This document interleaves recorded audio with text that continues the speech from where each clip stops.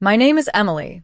Just last week, I watched as my mom showed up early to my daughter's school play, carrying a bouquet of flowers. She hugged my daughter tightly and whispered, "I wouldn't miss this for the world." It was a simple moment, but it meant the world to me. 3 years ago, I would have been the one footing the bill for those flowers. Now, she bought them herself, and that small detail spoke volumes. It all started when my daughter turned 10. She's at that sweet age where glitter is still magic and stuffed animals have their own seats at the table. She dreamed of a butterfly garden cake and a backyard scavenger hunt, and we spent hours bringing her vision to life. The night before her birthday, we stayed up late hanging fairy lights across the living room ceiling. She'd step back, squint, and adjust them ever so slightly. "Do you think Grandma will like the sparkly ones?" she'd asked. I forced a smile and said, "Of course she will." But deep down, I knew better.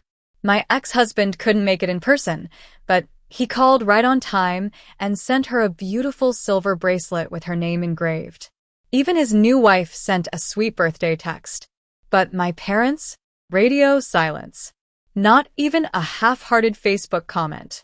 I knew exactly where they were, at my older sister Lily's place, helping her plan her second baby shower. Apparently, the first one hadn't been fancy enough. I'd reminded them about my daughter's birthday a week before and even sent them photos during the party. I saw the read receipts, but there was no reply. That night, after cleaning up the glitter and frosting, I didn't cry. I just felt a sense of resignation wash over me. A week later, I got a text from my mom. No happy birthday or sorry we missed it. Just a blunt demand for $1,800. "Lily's baby shower isn't cheap," it read. I stared at the message, waiting for it to make sense. But it was clear as day. They saw me as an ATM, not a daughter or a mother. That's when I snapped. I blocked them both without a word of explanation. The next morning, there was a pounding on my door. It was my parents, acting as if they owned the place. My mom immediately asked if I'd gotten their message. No greetings, no apologies, just about the money. I told her I'd blocked them, and she was shocked. "Emily, you always help," she said, but it felt like an accusation. And it was true. Since I was 25, I'd been the responsible one in the family. When Lily got pregnant the first time and her boyfriend took off, I'd helped furnish her apartment, bought the crib, and covered part of the hospital bill. When my parents' roof leaked 2 winters ago, I paid for the emergency repair. And during that family trip to Florida, I'd covered the rental house because everyone was short on cash. They always promised to pay me back, but they never did. And I'd let it slide because I thought that's what family was for. Standing there in my doorway, I realized I'd never once asked them for help. I knew it would be in vain. So I calmly told them I wouldn't give them a dime. My mom got angry, saying I was overreacting because Lily was 8 months pregnant and the deposits were already down.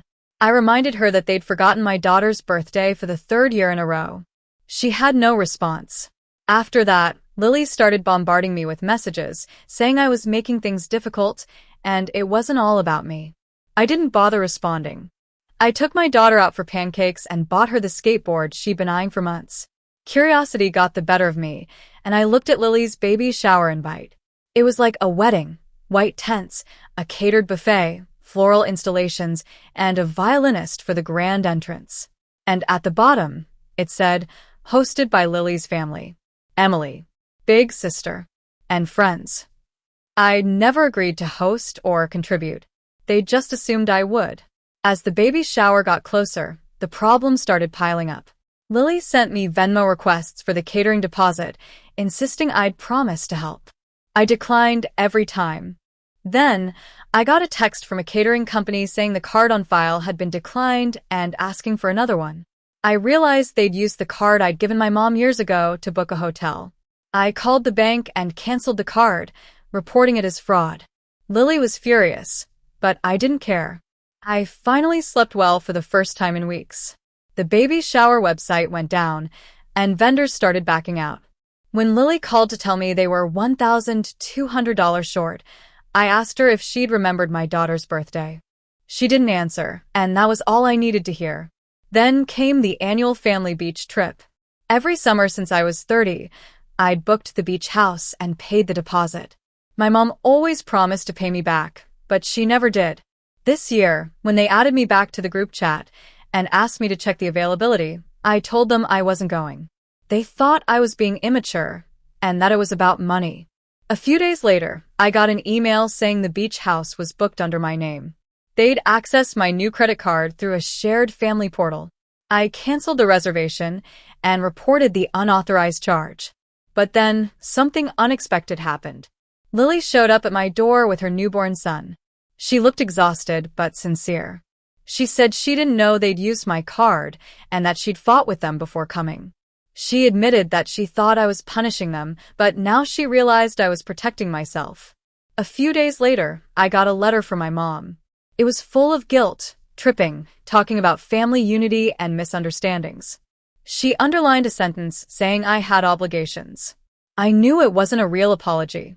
After that, the extended family started calling, expressing concern.